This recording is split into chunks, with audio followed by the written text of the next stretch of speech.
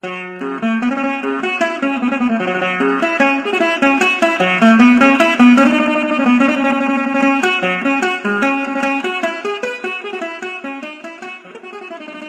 ិអូកំបុតខណ្ឌព្រៃនប់ក្រុងព្រះសីហនុជាទឹកដីមានលក្ខខណ្ឌប្រកបក្នុងការដាំដុះដំណាំម្រេចដោយដំណាំម្រេចមានសក្តានុពលលើទីផ្សារនិងនាំចេញទៅក្រៅប្រទេសផងនោះថែមទាំងមានការយកចិត្តទុកដាក់ពីសំណាក់ថ្នាក់ដឹកនាំក្រសួងកសិកម្មរុក្ខាប្រមាញ់និងនេសាទជាពិសេសឯកឧត្តមបណ្ឌិតច័ន្ទសរុនបានជំរុញដល់ថ្នាក់ដឹកនាំមន្ទីរកសិកម្មឲ្យបន្តការយកចិត្តទុកដាក់តាមរយៈការងារផ្សព្វផ្សាយកសិកម្ម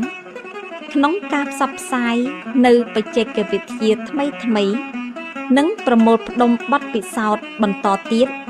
ដើម្បីជួយជំរុញដល់ប្រជាកសិករក្នុងមូលដ្ឋាន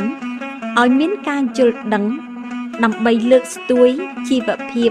ឲ្យកាន់តែប្រសើរឡើង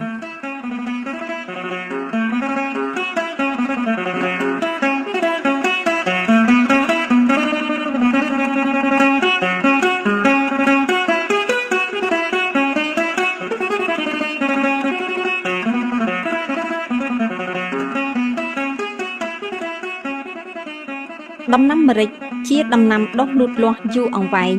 មានលក្ខណៈជារុក្ខជាតិវល្លិនៅក្នុងតំបន់ត្រូពិចក្តៅហើយសើម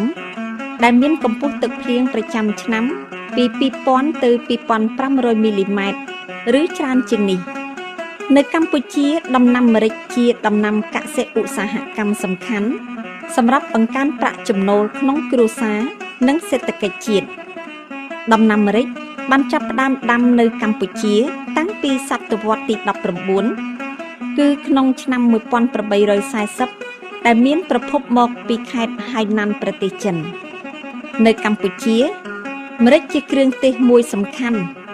មនុស្សយើងបរិភោគជាអាហារនិងប្រើជាវត្ថុធាតុដើមសម្រាប់ធ្វើឱសថព្យាបាលជំងឺធ្វើគ្រឿងក្រអូបនិងធ្វើថ្នាំកម្ចាត់សត្វល្អិតដូចជាសត្វល្អិតដែលរស់នៅលើសម្ភារៈធ្វើអំពីរោមសត្វនិងឡែនឡាក់ដោយនៅក្នុងផ្លែមានសារជាតិអាកាឡូអ៊ីតដែលរួមមានពីប៉េរីនពីប៉េរេទីនសាវីរីនគូម៉ាប៉េរីនគីមហ្វេរ៉ូលហ្គេសេទីនអាស៊ីតកាហ្វេអិកហ្គីនីនស៊ីនពីប៉េរ៉ាមីនឌីអ៊ីដ្រូពីប៉េស៊ីតបេកាស៊ីតូស្តេរ៉ូលនិងសារធាតុប្រេងដែលមានតាប៉ែនហ្វេឡង់ដ្រេនការីអូហ្វីឡែននិងអុកស៊ីតការីអូហ្វីឡែនជាដើមដំណាំម្រេចជាដំណាំបន្តពូជនិងពង្រីកដោយដើម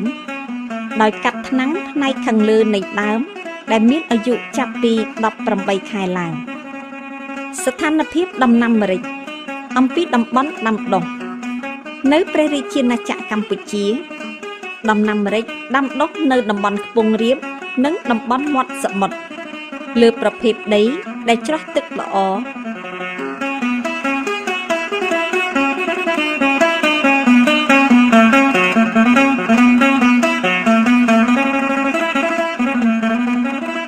ពីមុនឆ្នាំ1970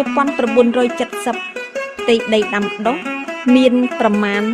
860ហិកតានិងមានបរិមាណផលសរុបចំនួន2520តោននៅខេត្តកំពតខេត្តកោះកុងក្រុងព្រះសីហនុនិងខេត្តកំពង់ចាមបច្ចុប្បន្ននេះតំបន់ដាំម្រេចបានពង្រីកទៅខេត្តមួយចំនួនដូចជាខេត្តមណ្ឌលគិរីនិងខេត្តតាកែវជាដើមដែលមានផ្ទៃដីសរុបប្រមាណជាង1000ហិកតាលទ្ធភាពដីអាចពង្រីកដល់ជាង4000ហិកតាបើមានទីផ្សារល្អអំពីពូជដំណាំម្រេចដាំនៅកម្ពុជាមានពីរប្រភេទគឺពូជឡំពងមានប្រភពមកពីប្រទេសឥណ្ឌូនេស៊ីដែលមានស្លឹកធំថ្នាំងវែងគួរវែងនិងផ្លែតូចនិងពូជកំចាយមានប្រភពដើមមិនច្បាស់លាស់ហើយពូជនេះមានស្លឹកតូចថ្នាំងខ្លីនិងផ្លែធំ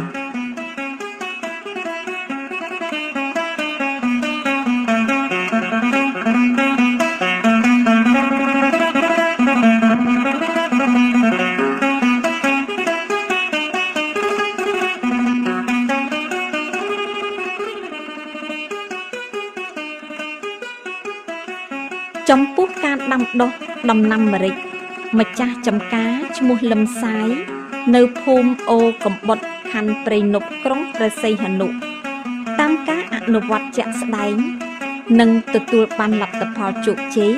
បានរៀបរាប់ឲ្យដឹងថាបាទខ្ញុំបាទឈ្មោះលឹមសាយ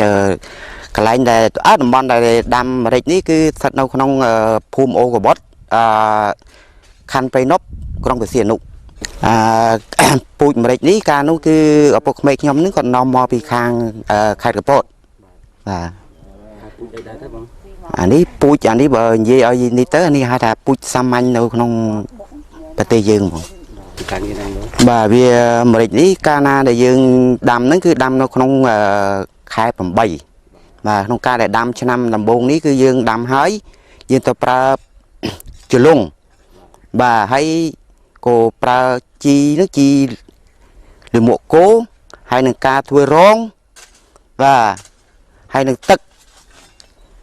ហើយដីឆៅជាសំខាន់ហើយ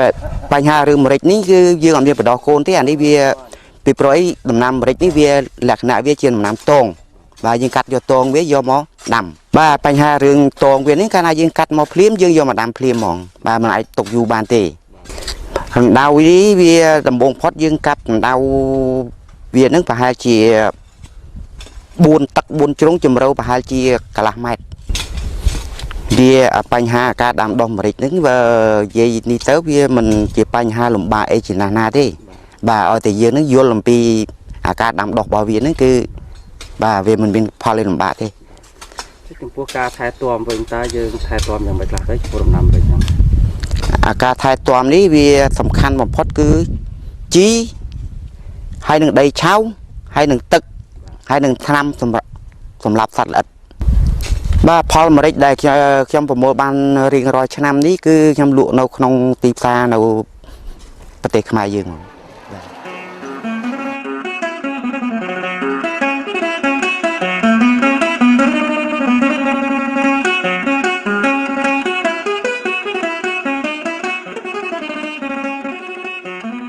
បរិស្ថានដាំដុះដំណាំម្រេចដំណាំម្រេចជាដំណាំមួយប្រភេទត្រូវការដីមានជីជាតិដីដែលមានជាតិជូរបន្តិចគឺមាន pH ពី 5.5 ទៅ 7 ហើយសម្បូរដោយសារធាតុអាសូតពី1 ទៅ 1.5% ដំណាំម្រេចត្រូវការដីមានស្រទាប់ជ្រៅហើយជ្រាបទឹកបានល្អសម្បូរទៅដោយជីធម្មជាតិពិសេសដីមមកនិងធាតុមីរ៉ែម្រេចត្រូវការប្រភេទដីឥដ្ឋល្បាយខ្សាច់ឬដីខ្សាច់ល្បាយឥដ្ឋនិងដីក្រហមបាសាល់ដំណាំម្រេចអាចដុះក្នុងតំបន់ដែលមានសីតុណ្ហភាព23ទៅ28អង្សានិងកម្រិតសំណើមបរិយាកាសពី81ទៅ82%បង្កភាពងាយស្រួលសម្រាប់លំអងផ្កាឈ្មោល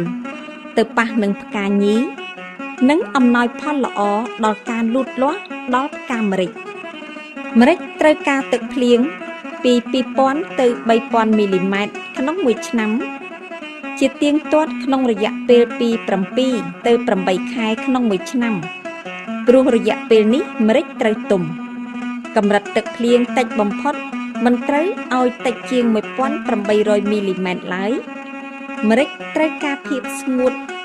និងស្រស់ទឹកពីក្នុងរយៈពេលពី5ទៅ5ខែក្នុងមួយឆ្នាំព្រោះរយៈពេលនេះម្រេចត្រូវការទុំច្រើនហើយស្រស់គ្នាទៀតផងដំណាំម្រេចដុះលូតលាស់នៅក្នុងរយៈកម្ពស់ពី850ទៅ1000ម៉ែត្រប្រៀបធៀបទៅនឹងកម្ពស់ទឹកសមុទ្រ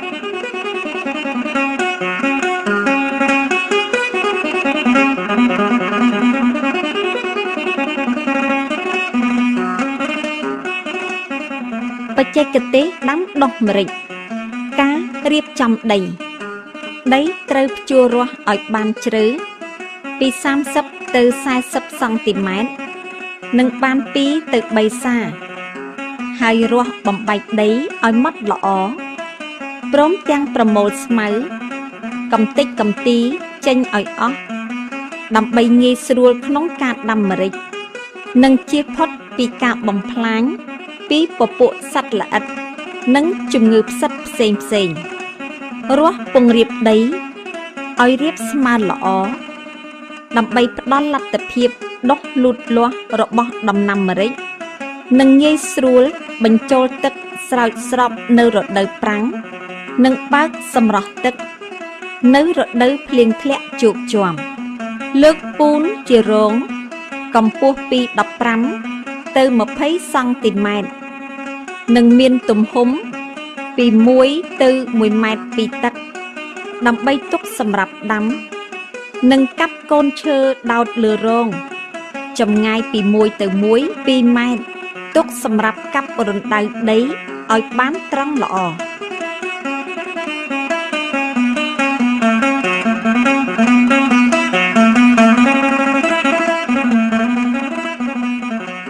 ការជ្រើសរើសពូជម្រេចដែលយើងយកមកដាំត្រូវមានអាយុយ៉ាងតិច1ឆ្នាំហើយមានឫសខ្ចីគ្រប់ថ្នាំងទាំងអស់និងមានមែកគ្រប់ថ្នាំងហើយគ្មានកើតជំងឺតងមានប្រវែងពី40ទៅ50សង់ទីម៉ែត្រមានថ្នាំងញឹកដែលប្រវែងចន្លោះថ្នាំងនីមួយៗប្រវែង10សង់ទីម៉ែត្រតងដែលកាត់ពីចំការត្រូវយកទៅដាំមិនឲ្យទុកលើស2ទៅ3ម៉ោងឡើយ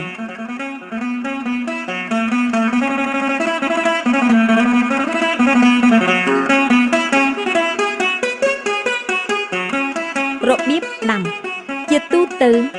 ការដាំម្រេចដែលទទួលបានលទ្ធផលល្អត្រូវអនុវត្តដាំ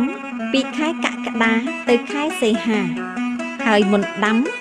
ត្រូវត្រាំទងក្នុងទឹកក្នុងរយៈពេលពី1ទៅ2ម៉ោងដើម្បីឲ្យទងមានលទ្ធភាពដុះឫសថ្មីបានល្អត្រូវជីករណ្ដៅលើខ្នងរងមានទំហំ0.4 ម៉ែត្រគុណនឹង0.4 ម៉ែត្រគុណនឹង0.5 ម៉ែត្រ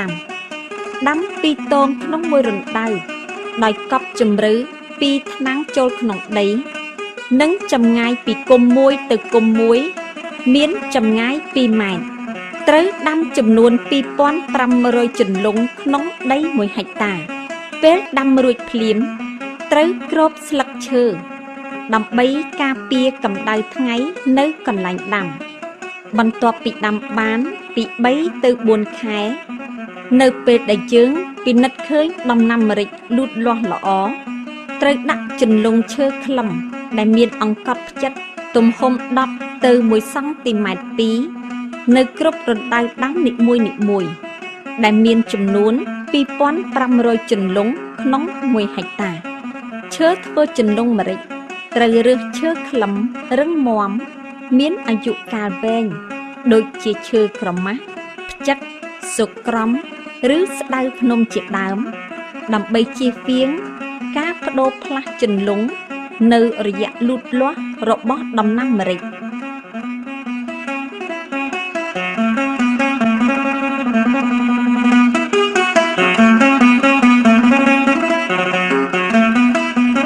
របៀបថែទាំត្រូវជំរះស្មៅត្រូវធ្វើឲ្យបានច្រើនសានៅពេលដែលឃើញមានស្មៅដុះច្រើនដែលជាហេតុធ្វើឲ្យកូនម្រេចអន់ការជំរះស្មៅត្រូវធ្វើឲ្យបាន2ទៅ3ដងក្នុងរដូវប្រាំងនិង4ទៅ5ដងក្នុងរដូវវស្សាត្រូវចាក់បន្ថែមដីឆៅឬដីថ្មីពី4ទៅ5អម្រែកក្នុងមួយគុម្ព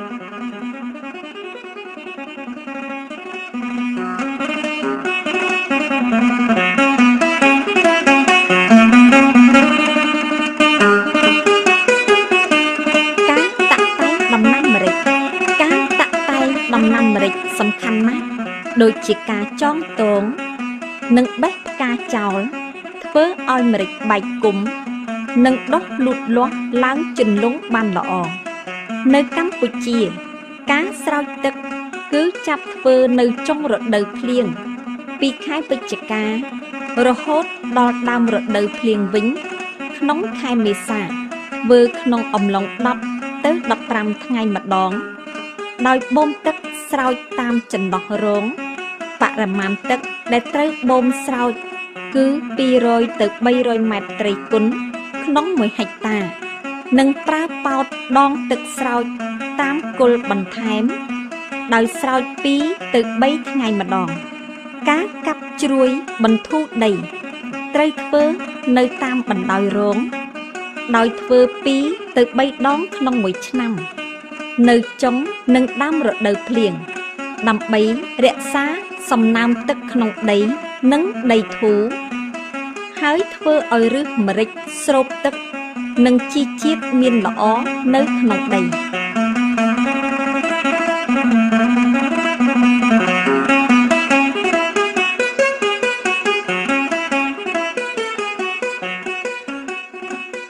ការប្រមូលផលដំណាំម្រេចផ្ដល់ផលចាប់ពីឆ្នាំទី